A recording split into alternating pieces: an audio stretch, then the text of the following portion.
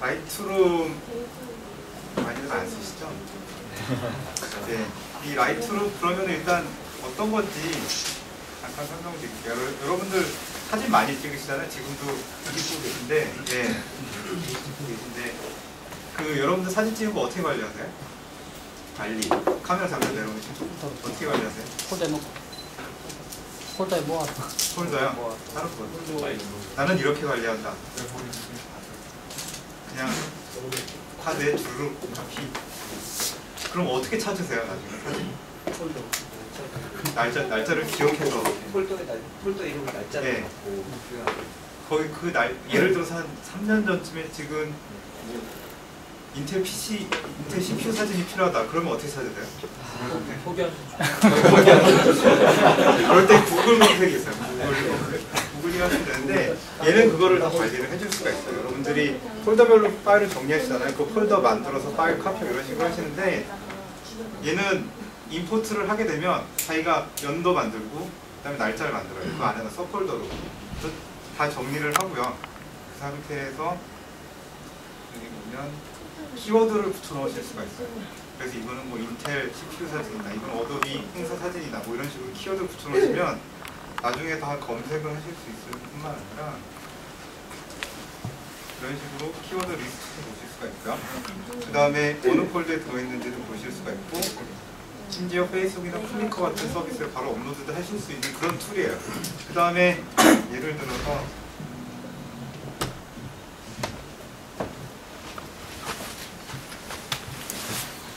뭐 요즘 카메라들은 뭐 가로 세로 돌리는 건 상관없는데 뭐 가로 세로 돌아가 있는 사진들도 많이 있잖아요. 그런 것들도 되게 쉽게 정리를 할 수가 있어요. 그래서 뭐 예를 들어서 스프레이 툴이 있어가지고 이거는 로테이션을 하겠다 그러면은 스프레이를 뿌리면 걔가 알아서 돌아요. 이런 식으로 자기가 필요한 사진을 만들어요. 이거는 로테이션도 할 수 있지만 키워드도 붙일 수가 있죠. 그래서 예를 들어서 사진을 딱 불러들었는데 여기서부터 여기까지는 어도비 행사다. 그러면은 키워드를 어도비라고 입력을 하는 거예요. 어도비라고 입력을 하고 스프레이트를 하면 돼요. 그러면은 얘네는 키워드가 붙어요. 네, 그래서 어도비랑 키워드가 붙은 사진들이 22개가 생겼다. 이런 식으로 관리를 해주고요. 여러분들이 촬영한 파일에는 다 EXIF 데이터가 들어가잖아요. 그 EXIF 데이터를 기반으로 해서 정리를 해요. 어떤 카메라를 썼는지, 어떤 렌즈를 썼는지. 그런 것들 다 그거 기반으로도 검색을 할 수가 있거든요. 그래서 사진 관련된 상당히 편리하고, 그다음에 실질적으로 여러분들이 리터칭 하시는 것도 상당히 편리하게 하실 수가 있어요. 지금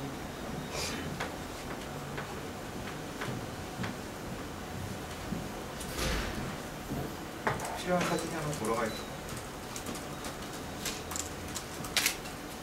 그리고 포토샵에 가서 리터칭을 하시는데 되게 뭐 워터마크를 많이 넣으신다거나 아니면은 뭐 조직 사진을 찍었는데 화이트 밸런스가 안 맞아서 화이트 밸런스를 조절한다던가 이런 작업들을 많이 하시잖아요. 그런 거 다 여기서 할 수 있어요.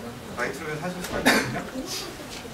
그래서 뭐 예를 들어서 사진을 하나 선택하면 내려볼게요.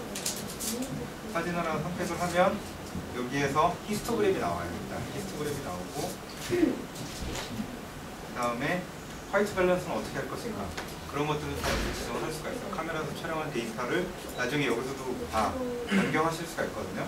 노출값도 여기서 다 바꾸실 수가 있고요. 그다음에 컨트라스트나 하이라이트, 섀도우, 뭐 바이브런스까지도 다 지정을 하실 수가 있어요. 아니면은 여기서 직접 변경하실 수가 있는데 여기 보시면 ISO 200에 42mm F값, F스탑은 16, 셔터스푼은 160분의 1 이런 걸 보실 수가 있거든요. 더블 클릭하면 그 사진을 크게 보실 수가 있어요. 확대도 하실 수가 있고요.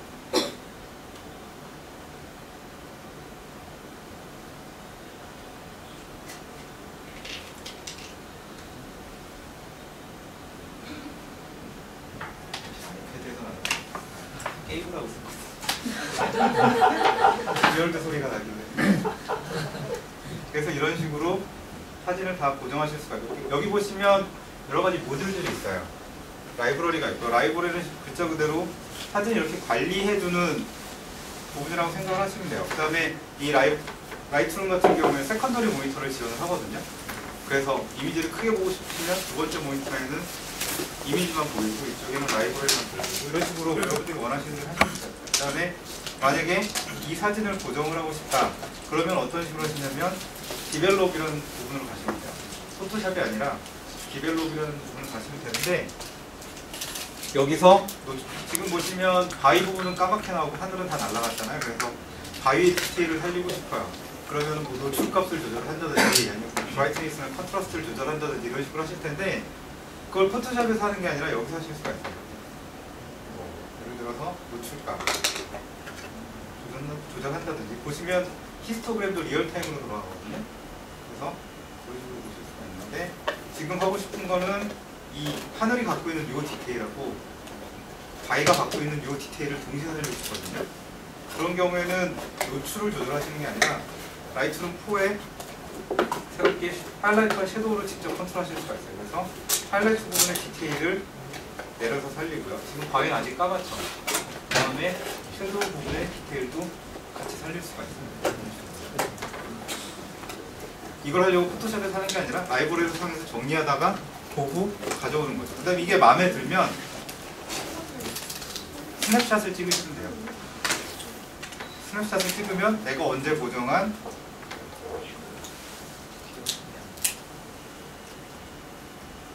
섀도우 보정을 했다 라고 지정을 하면은 이 상태가 별도로 저장이 돼요. 근데 라이트룸에서 하는 보정은 실제로 이미지를 건드리는 것이 아니라 이미지가 있으면 보정한 값을 별도로 데이터로 저장을 해요. 그래서 원본은 항상 그대로예요. 그리고 이걸 익스포트 한다든지 아니면 다른 데로 내보낼 때만 여러분들이 그 보정값을 적용시켜서 내보낼 수가 있거든요. 그래서 비파괴 방식의 편집이라고 저희는 얘기를 하는데 이런 식으로 작업하실 수가 있고 작업하신 히스토리들은 다 여기 기록이 돼요. 왜냐하면 그 이미지를 건드리는 게 아니라 XML 파일을 별도로 저장하거든요. 파일들마다. 그래서 이런 식으로 다 언제든지 다 되돌아서 가실 수가 있어요. 그래서 이런 식으로 하실 수가 있고요. 그 다음에 여기 보시면 뭐 별이라든지 이런 것들이 붙어 있는데 이런 것들은 뭐 레이팅을 한다든지 아니면 뭐 태깅을 한다든지 그럴 때 여러분들이 정리해서 쓰실 수 있도록 그런 식으로 만드는 거고요. 그 다음에 컬렉션이라고 해가지고 여러분들이 원하는 사진들만 선택해서 컬렉션을 또 만들 수가 있어요. 이런 식으로. 그래서 뭐 이것은 뭐 어도비 행사 사진, 뭐 이거는 뭐 딴 데 행사 사진, 이거는 뭐 와이프 몰래 지른 물건들 사진, 뭐 이런 거 이런 식으로 다 정리를 해놓으실 수가 있죠. 그 다음에 그 보정하는 거를 그 섀도우 앤 하이라이트 보정하는 걸 하나만 더 보여드리면 지금 같은 경우도 히스토그램을 보면 어두운 부분에 다 많이 몰려있죠. 그래서 지금 보시면 역시 노출값을 바꿔보면 이런 하늘의 디테일하고 어두운 부분의 디테일, 저 끝에까지 디테일을 같이 살리려면 노출값을 할 수 없어서 포토샵에서 했었어야 되지만 이제는 이런 식으로 하이라이트와 섀도우를 동시에 살릴 수가 있기 때문에 여러분들이 더 편하게 작업하실 수가 있어요. 그 다음에 여기 보시면 리셋이라고 있죠. 이것을 누르게 되면 원래 상태로 다시 되돌아가요. 그 다음에 여기 보시면 톤 커브라는 거 있어서 레벨 값도 여기서 조절하시게, 커브 값도 여기서 조절하실 수가 있고요. 그 다음에 토닝이라든지 뭐 디테일에서 뭐 샤프닝이라든지 아니면은 색수차라든지 아니면 렌즈 왜곡이라는 것까지도 여기서 보정을 하실 수가 있고요. 카메라 캘리브레이션까지도 하실 수가 있어요. 색수차 보정까지도 이 안에서 다 하실 수가 있어요. 그 다음에 하나를 지정하게 되면 예를 들어서 화배를 못 맞춘 상태에서 사진을 여러 장 찍었어요. 그럼 다 보정해야 되잖아요. 근데 이거는 그 보정한 데이터를 보정한 값을 복사한 다음에 스프레이로 뿌리면 돼요. 아니면은 여러 사진을 선택을 해가지고 여기서부터 여기까지 선택한 다음에 보정 값을 다 동시에 적용을 해라 라고 디벨롭 세팅을 싱크시켜라. 그러면은 여러분들이 화별 값을 바꿨다든지 브라이트니스를 바꿨다든지 하는 것들이 다 동시에 한 번에 딱 적용이 돼요. 그래서 시조일과 다 노랗게 나온 음식점 사진들이 다 한 번에 하얗게 바뀌는 거죠. 한 장 한 장 열어서 하시는 것이 아니에요.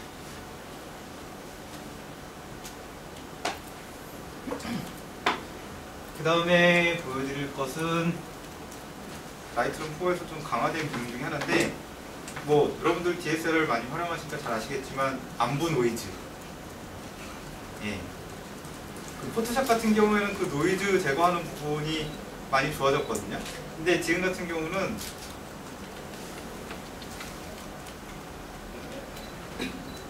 밝은 부분이 있고 어두운 부분이 있어요. 그래서 어두운 부분만 보정을 하고 싶거든요, 노이즈를. 그래서 실제적으로 잘 보이게 하기 위해서 이 디벨롭 모듈로 가가지고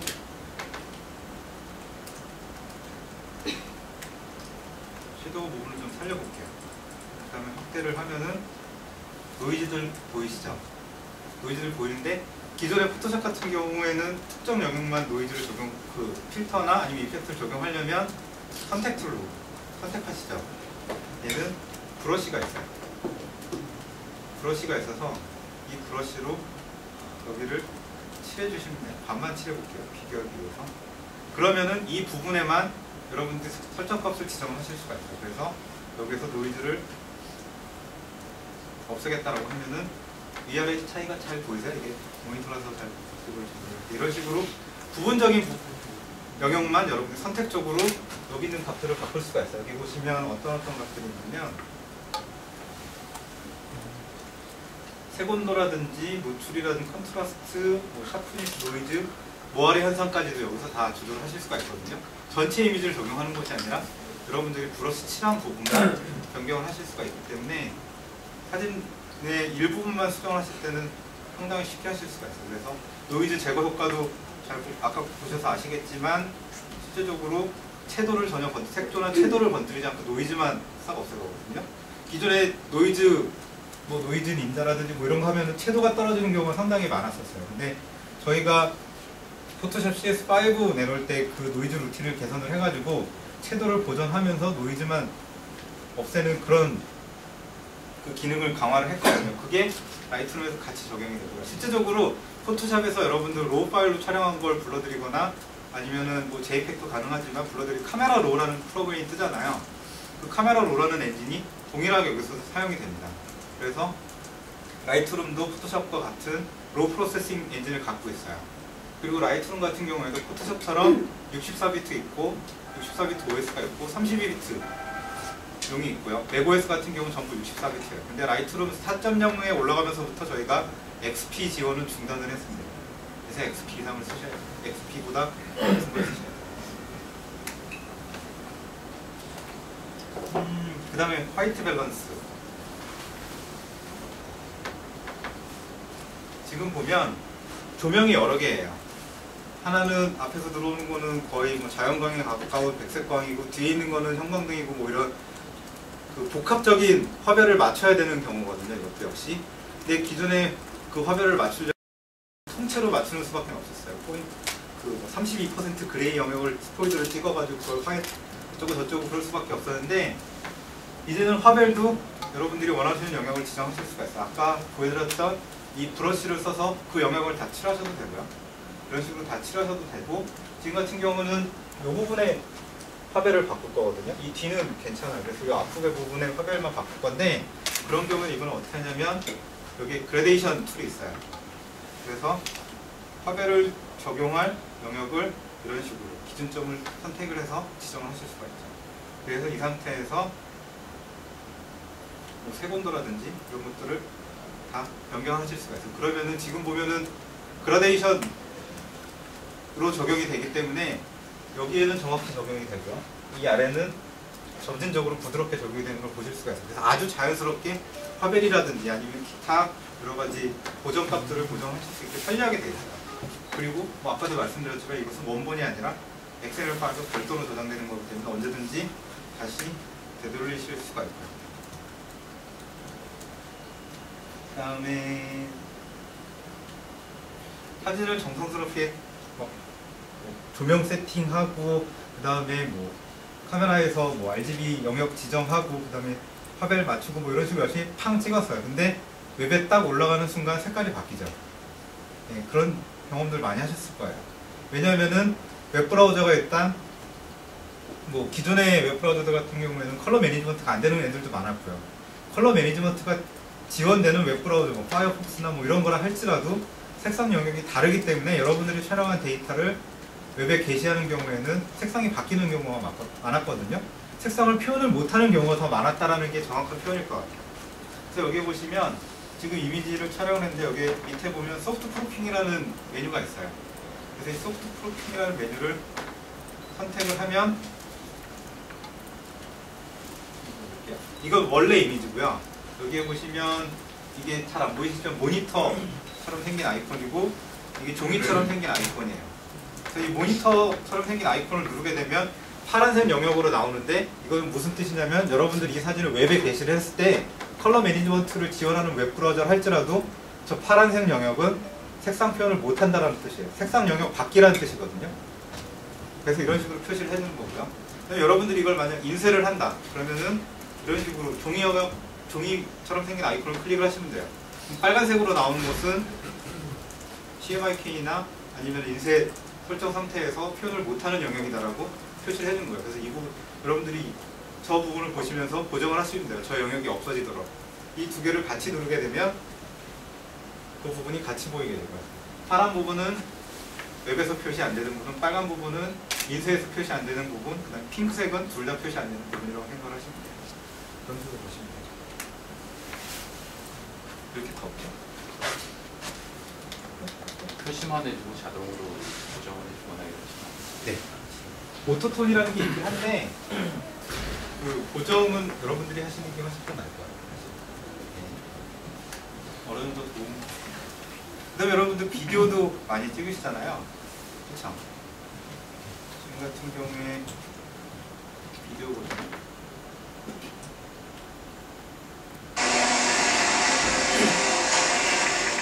비디오 파일도 라이트룸 안에서 다 불러들이실 수가 있어요. 그 다음에 비디오에서 촬영을 한 다음에 그걸 다 쓰시는 게 아니잖아요. 특정 영역만 쓰시게 되는데 여러분들 익숙한 인터페이스로 보일 거예요. 어서 많이 보던 인터페이스랑 비슷하긴 한데 시작 부분과 끝 부분을 지정을 하실 수가 있어요. 비디오 편집하는 사람들은 인포인트랑 아웃포인트라고 얘기를 하는데 그래서 이 상태로 저장을 하실 수도 있고요.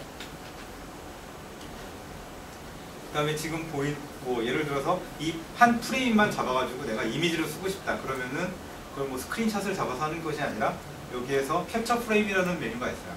캡처 프레임 메뉴를 쓰면 별도의 이미지 파일로 저장을 해줘요. 그래서 뭐 별도로 뭐 JPEG이나 그런 걸 끌어내는 수고를 하실 필요가 없을 뿐만 아니라 여기에 보면 퀵 디벨롭이라는 메뉴가 있거든요. 여기에서 심지어 보정도 하실 수가 있어요. 그래서 여기 보면 프리셋이 있거든요. 미리 정의된 세팅들이 있는데 여기 보면 비디오 프리셋들이 있어요. 근데 이 비디오를 흑백으로 바꾸고 싶다. 그러면은 선택하시게 되면 비디오를 흑백으로 안 바뀌네요.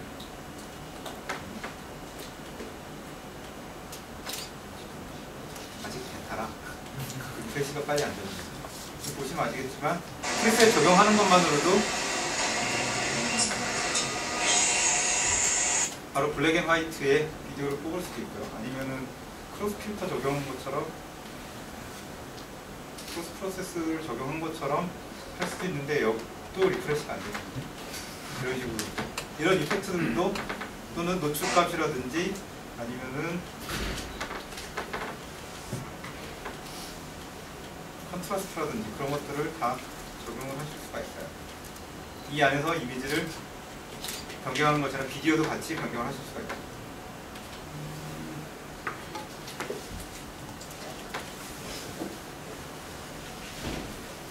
그래서 이런 식으로도 하실 수가 있어요. 90도 표현시킬 수 있는 90도 회전이요? 비디오요?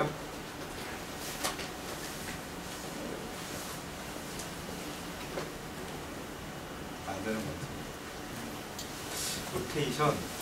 원래 로테이션이 가능하면 이제 떠야 되는데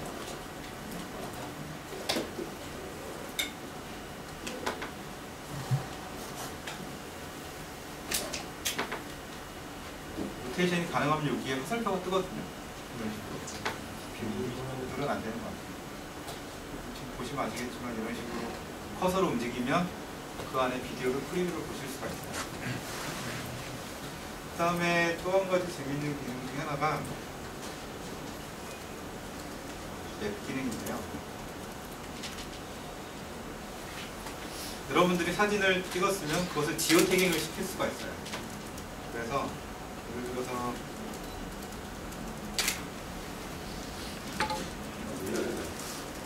라이브러리에서 이 이 사진을 가지고 전문가 옆에서 찍은 거잖아요. 그래서 여기 가서 구글 맵이에요. 전문가를 찾아서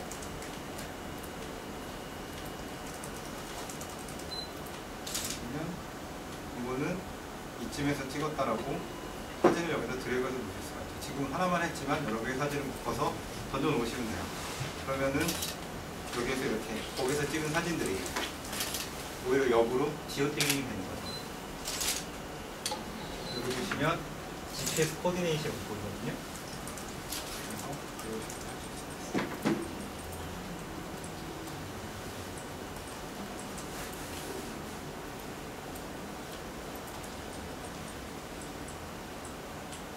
그 다음에 사진 찍은 것들을 앨범 형태로 만들어주는 그런 기능도 이번에 새롭게 추가됐거든요. 사실 기존의 라이트룸 같은 경우에도 슬라이드 쇼나 프린트라는 기능을 통해 가지고 이것을 슬라이드 쇼를 만들거나 아니면은 밀착처럼 뽑을 수 있는 기능이 있어요. 근데 이번에는 실제로 포토 앨범을 만들어 줄 수 있는 기능까지도 저희가 추가를 했거든요. 그래서 여기 보시면 북이라는 메뉴가 있어요. 이 북이라는 메뉴를 딱 클릭을 하면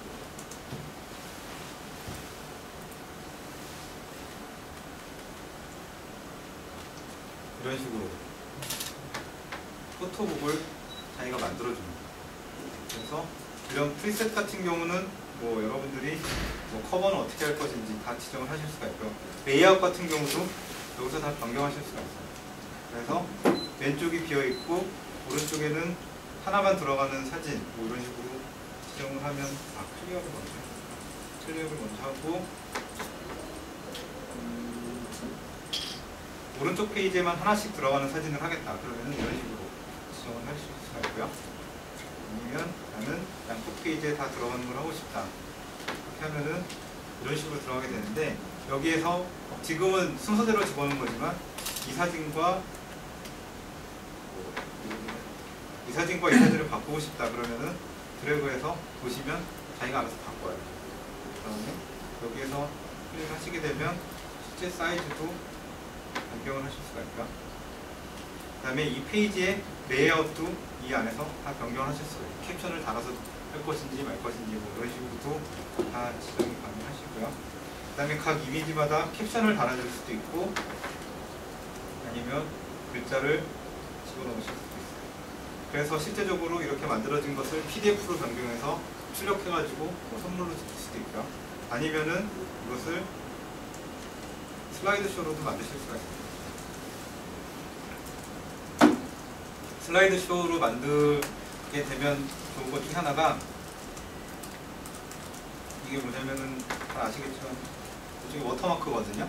워터마크인데 지금 보시면 구석에 링크가 걸려있죠. 선이 걸려있죠. 이거는 어떤 거냐면은 실질적으로 사진 안에서 상대적인 위치를 잡는 거예요. 글자 박스의 왼쪽 위는 사진의 왼쪽 위와 항상 붙어라 라는 뜻이거든요. 그래서 가로로 바뀌게 되면 자기가 알아서 그쪽에 가서 붙어요. 그래서 일일이 사진을 다 하나씩 하는 것이 아니라 이런 식으로 자기가 알아서 다 붙여주는 거예요. 작업이 크고. 그래서 여러분들은 그냥 익스포트 하시면 일일이 하나씩 레이어 앉혀서 작업하실 필요 없이 이 안에서 다 처리를 하실 수가 있고요. 이 내용은 뭐 텍스트로 하실 수도 있고 아니면 뭐 아이덴티티 플레이트 같은 경우는 이미지로 하실 수가 있어요. 미리 만들어 놓은 이미지가 있을 테니까. 그래서 절대적인 위치가 아닌 상대적인 위치로 작업을 하기 때문에 훨씬 더 작업하시기는 편리하실 거예요. 아까 말씀드린 대로 프린트 같은 경우에는 실제적으로 어떻게 뽑을 것인지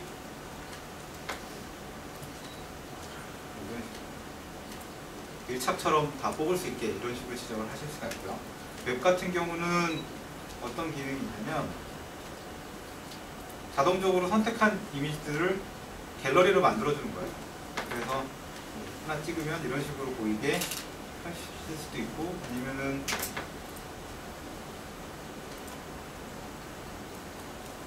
플래시 기능을 써가지고 이런 식으로 플래시 파일까지도 자기가 다 생성을 해요. 알아서. 그래서 업로드만 하시면 돼요. 그래서 뭐 포스트카드 뷰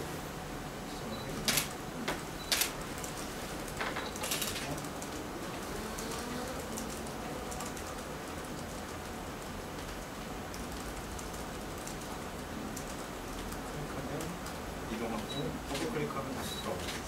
그래서 단순하게 임포트만 하는 것이 아니라 임포트를 한 다음에 거기서 여러분들이 보정을 하고 보정을 한 곳에 그 데이터를 내보내고 그 다음에 갖고 있는 원본 데이터랑 내보낸 데이터까지도 같이 통합적으로 관리를 해주는 툴이라고 생각하시면 돼요. 그냥 단순한 보정 툴이 아니에요. 라이트룸은. 여러분들이 실제로 이 라이트룸을 저희가 만들 때 그 개발자들이 한 열 몇 명가량의 전문 포토그래퍼들이 실제로 사진을 어떻게 관리하고 있는지 그걸 저희가 다 일일이 조사를 했었거든요. 그래가지고 그 사람들이 사용 형태에 최적화될 수 있도록 저희가 제품을 개발을 했었어요. 그래가지고 그런 피드백들은 뭐 물론 지속적으로 받고 있지만 그래서 이런 식으로 사진 관리를 함에 있어서 어떻게 하면 편리할 수 있을까라는 것을 고민한 거기 때문에 단순한 파일을 불러와서 정리해주는 것이라고 생각하지 마시고 뭐 실제로 사진 워크플로우에 있어서 카메라에서 메모리를 뽑는 순간부터 여러분들이 어디에 올리기 전 단계를 모두 다 관리해주는 툴이라고 생각하시면 될 것 같아요. 아까 워터마크 보여주신 슬라이드 쇼였잖아요. 예, 슬라이드요.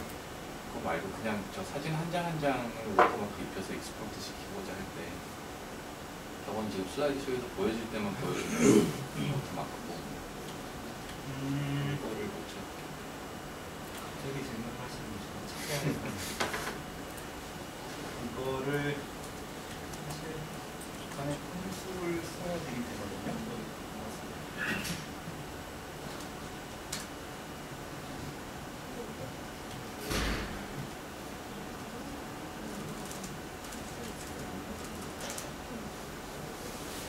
제가 지금 4.0에서는 저도 찾아봐야 되는데 3.0에서 했던 방법이 슬라이드 쇼를 PDF로 내보낼 수가 있거든요. PDF로 내보낸 다음에 다시 JPG로 떨어뜨렸었어요. 그건 제가 한번 확인해보고 알려드릴게요. 네. 다음에 모두로 했던 것은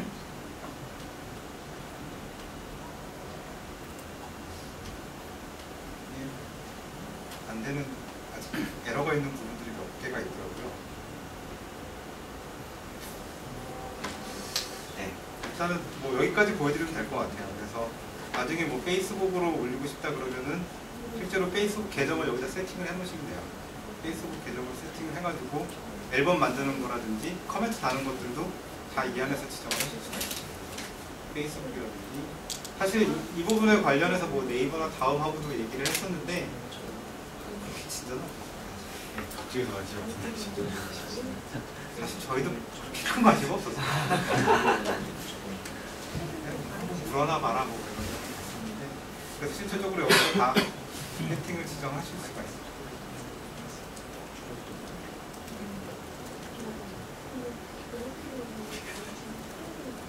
피카사는 지정 가능할 거예요. 여기서 다른 서비스를 지정해서 애드할 수 있는 거라든지 아니면은 플러그인 형태로 만들어서 올리는 사람들이 되게 많거든요. 이것도 일종의 SDK 같은 게 있어요. 그래서 원하는 서비스에서 자기가 직접 붙이도록 할 수가 있어요. 그런 식으로 지정을 하실 수가 있어요. 아, 그리고 또 한 가지 재밌는 건 환경 설정에 들어가 보면 언어를 바꾸실 수가 있어요. 지금 제가 영문 버전으로 보여줬는데 한글로 바꾸고 껐다가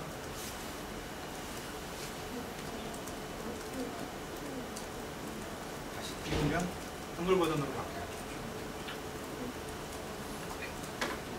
저희 제품 중에 이게 가능한 몇 개가 안 되는 제품 중에 하나예요. 네. 그래서 한글로도 쓰실 수가 있어요. 인스톨러는 하나예요. 이거를 인스톨러거든요. 대충 뭐 설명은 다 드린 것 같은데 궁금하신